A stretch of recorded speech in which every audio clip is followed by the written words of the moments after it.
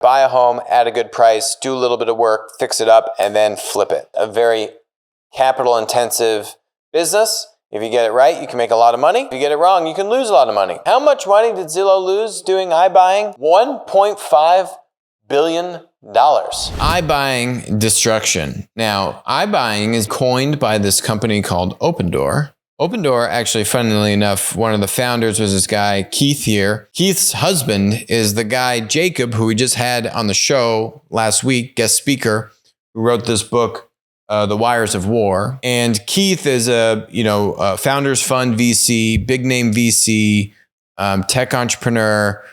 Him and a few others put this company together, Opendoor, back in 2014.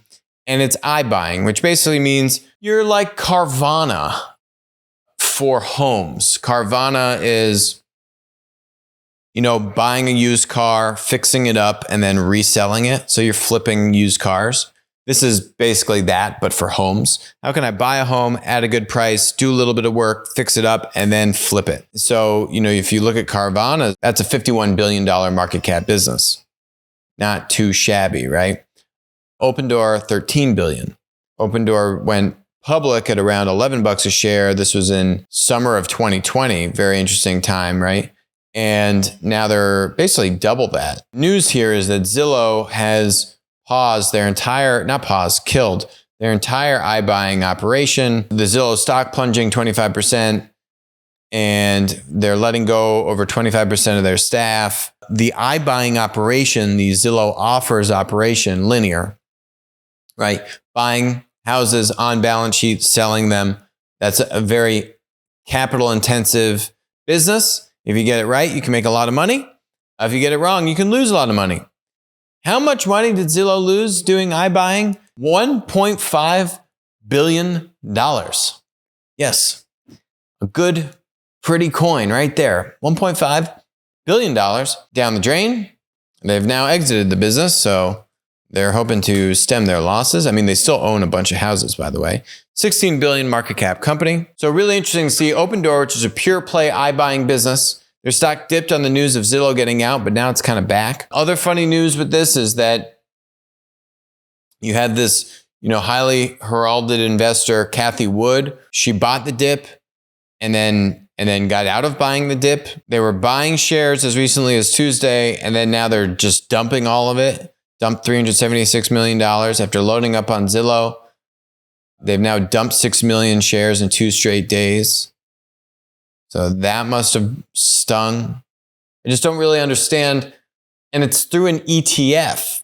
It's weird. It's very weird. She's like a hedge fund, but an ETF.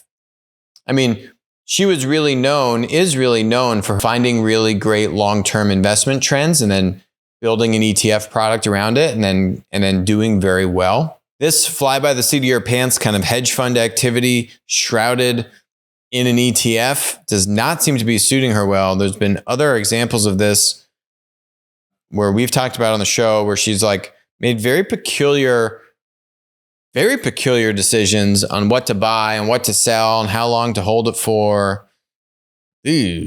Just does not inspire confidence in her hedge fund-like abilities, shrouded in name only of an ETF. Very bizarre. Side story, tangent. Zillow burns $1.5 billion and then exits quick, realizing that his algorithms can't predict the future. Also very bizarre because you go to Zillow's website and they give you a Zestimate, right? Like this is like a trademarked thing. Here's your Zestimate.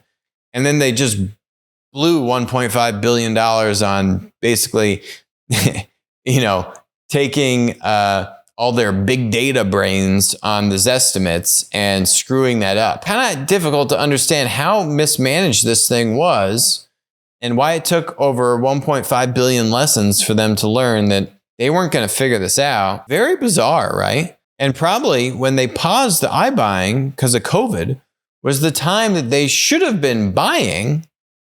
And it doesn't take an algorithm. It takes, how do you see into the future to understand that, they blamed COVID, right? But if you were a sophisticated real estate investor, which is maybe the people that should have been running this program, not a techie, you'd say, yeah, I'm going to buy the dip.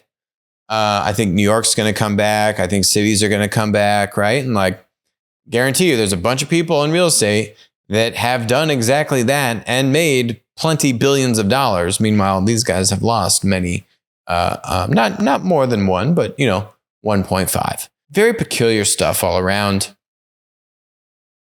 They're now retreating, and he actually even talks about it in this interview that he did, that they have a very privileged life as a platform, and they're basically retreating back to the upper echelon of the layer cake that they live in because they are a dominant platform in real estate, and just going to go back to that, which, yes, the analysts are beating them up for, but frankly, based upon how it's been run or mismanaged, whichever word you want to use to date, probably the right thing to do.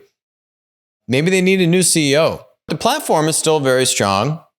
And despite all this madness on iBuying, hasn't been damaged too much. Hi, I'm Alex. Thanks for watching the show. Make sure to hit that subscribe button, but even better, make sure to follow us on Odyssey, follow us on Rumble, and text us 203-646-5159. Text the word Monopoly. You'll be subscribed. You'll get updates about when we're going live, our latest videos, and we'll send you even a little goodie bag. And in the event that we all get banned from big tech, we'll still be connected.